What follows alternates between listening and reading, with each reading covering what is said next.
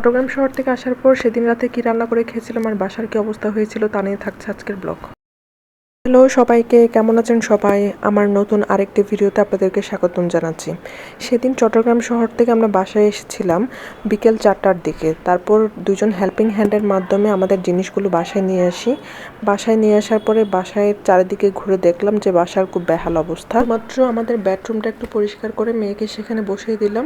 তারপর মেয়ের জন্য একটু নাস্তা রেডি করে তাকে আমি খাইয়ে দিলাম। তারপর চলুন আপনাদেরকে একটু দেখিয়ে দিই আমার বাসার কি অবস্থা। এই হচ্ছে আমার বাসার ড্রয়িং রুম, যেখানকার অবস্থা খুবই শোচনীয়।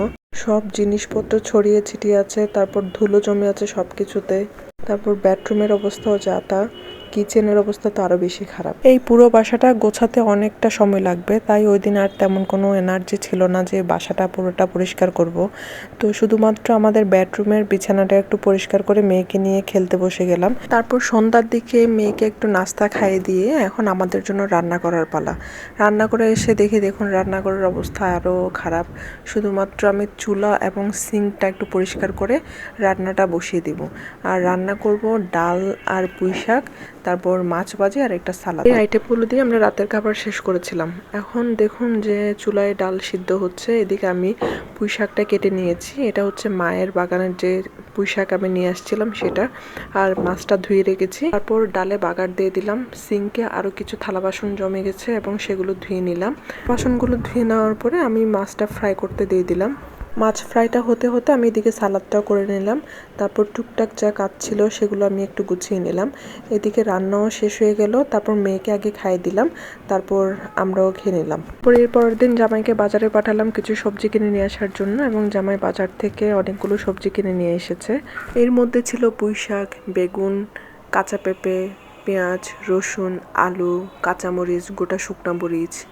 তো এখন এগুলো আমি একটু কাটাকুটি করে পরিষ্কার করে ফ্রিজে রেখে দিব। বেগুনের বোটাটা না আমি এইভাবে কেটে পরিষ্কার করে ফ্রিজে পলিথিন দিয়ে মুড়িয়ে রেখে দিই, তাহলে না অনেক দিন বেগুন ভালো থাকে। আপনারাও এভাবে ট্রাই করতে পারেন। তারপর কাঁচামরিচগুলো আমি বোটা ছাড়িয়ে বক্সে রেখে দিব। বক্সে কাঁচামরিচগুলো রাখলে বোটা ছাড়িয়ে অনেক দিন ভালো থাকে। আর এখন পুঁই শাকগুলো আমি একটু বেছে নিব, পাতাগুলো আলাদা করে নিব।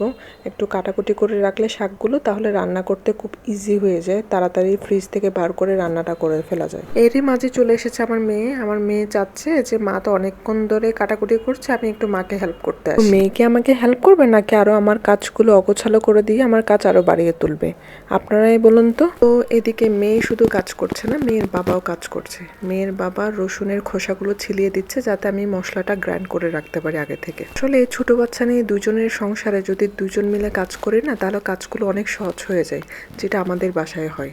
তো আপনাদের কার কার বাবু এমনটা করে জানাবেন। আজ এ পর্যন্ত। ভিডিওটি দেখার জন্য ধন্যবাদ সবাইকে। ভালো থাকবেন সবাই।